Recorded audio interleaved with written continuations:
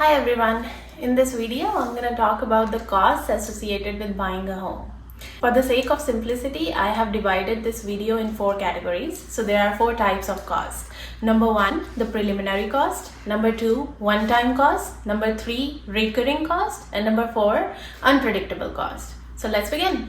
Number 1, preliminary cost. Now this is a little bit of I would say newish bucket in which cost can be put, but I wanted to include this because this is something I think everyone should keep in mind before they even decide to look at properties and put in an offer. So this cost includes inspection cost. Now in terms of a market where it's a seller's market and there are multiple offer situations going on, there could be a bidding war. So in that situation, it is very understandable that the buyers will not want to basically include a condition in the offer so that the chances of their offer being accepted are higher. So in that case, inspection can be done by the buyers beforehand, before even putting in the offer. So if that's the case, then you need to basically factor in the inspection cost before you go to actually put in the offer. So you may be going for the showing first time, you like the property and then you want to put in an offer, but you don't want to include the condition, then you can book another showing. You can coordinate with the seller's agent through your agent and they can let you inspect the property for a certain amount of money if you basically pay the inspection fees to a person who's a inspector and who does this on a regular basis. So this happens for about $300 to $500, but this can also vary a great deal depending on the property and the location you're in. So that's the preliminary cost. And the reason I wanted to include this is because if you're going for showings and you're seeing multiple properties in the market that actually fit in your criteria, it may be possible that you'll be going through inspections quite a lot before your offer is finally accepted. So please put in that amount of money for inspection in case you will end up in multiple offer situation and you are just going in for like second or third or fourth offer, which I hope doesn't happen, but it may very well happen in multiple offer situation. So that's the preliminary cost. Number 2 is the one-time cost. Now these costs, again, you pay just once when you buy the home, but that can be a substantial amount depending on the purchase price of the property. Number 1 in this category is the down payment. Now down payment can vary from 5% to like whatever percent you have saved up in your account, but let's just say, for example, the purchase price of the property is $600,000 and you want to put in a down payment of 10%. So in that case, you will require to pay $60,000 to the lender before you close in the property. So that's the money required for down payment. And number 2 would be the appraisal. Now, given the fact that the lender is giving you about, say you put in 20% down payment or even 10% down payment, and the lender is giving away 90% of the purchase price for you to actually be able to own that home. So the risk factor for the lender is considerably high in this scenario. In this case, the lender would want to really make sure that the property is in fact worth the amount of purchase price you are paying for it, or in this case, lender is paying majority of it. So therefore, what happens, the lender is basically, they hire an appraiser who appraises the value of the property before the deal is closed. In this scenario, they basically make sure that the property is actually worth that amount, and that money for the appraisal is basically charged back to the buyer within your closing costs. So this generally varies again as per the location, the purchase price of the property and other factors, but usually it ranges between $300 to $500. So that's the appraisal cost. Number 3 is the legal fees. Now legal fees again varies. In our area, it's about, I would say, $1,500 to $2,500 depending on the complexity of the deal and everything. But this is something you pay to your lawyer for getting the transaction done. Number 4, land transfer tax. So land transfer tax is something that again varies from location to location, but in Ottawa, there is just one land transfer tax. So if you see the screen on the side, you can see it on realtor.ca. There are mortgage calculators where you can see the exact amount of land transfer tax you will be paying. for a certain purchase price of the property.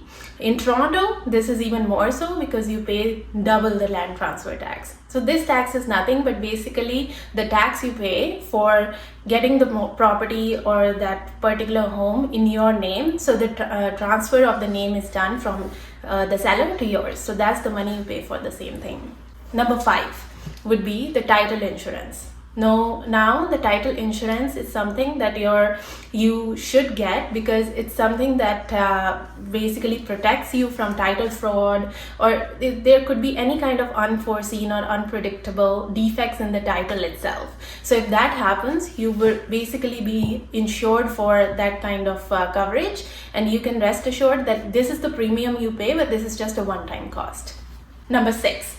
Moving cost. Now, moving cost is definitely there if you're moving from, say, you have a huge, I would say a huge home or a lot of appliances or any other kinds of stuff. There's a lot of stuff you have to basically move. So you can hire movers to get that done, and depending on your area, that can vary. But if you don't have a lot of, I would say, belongings, and you can just move in with just say your own suitcase or something like that, then it wouldn't cost you a lot of money. So that varies from one individual to another. So those are the 6 costs within the first category, which is one-time cost. Now moving on is recurring cost. Now this is something you pay on a monthly basis once you own the home. So first is the mortgage payment, which includes the principal and the interest, which will vary again based on the purchase price of the home and how much down payment you have put in. Second would be your mortgage insurance. Now, if you pay anything less than 20% of the down payment, so you will have to pay the mortgage insurance. That's the amount that is added to the mortgage amount in itself, and you pay a certain amount of it every month. So that's the mortgage insurance. Number 3 would be the property tax. Now, property tax is something that usually increases on an annual basis, but that is something you can also include in your monthly payment. You can either choose to do it annually, or you can include a certain portion of it in your monthly payment along with your mortgage payments. Number 4 would be utilities. Now, utilities include your hydro bill, your water bill, and your gas bill if there is natural gas furnace in your home.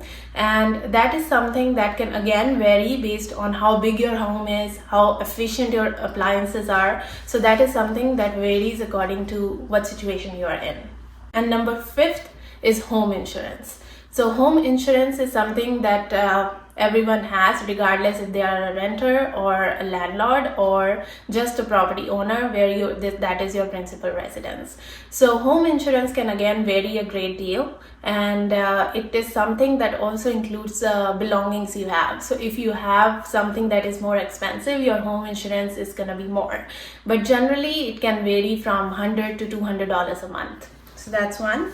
And the 6th category would be the condominium fees. Now in this one, I have included condominium fees in case one is buying a condominium. So condominium fees usually include certain portions of the utilities, but then again, it can vary on the amount of facilities the condominium itself is providing to you.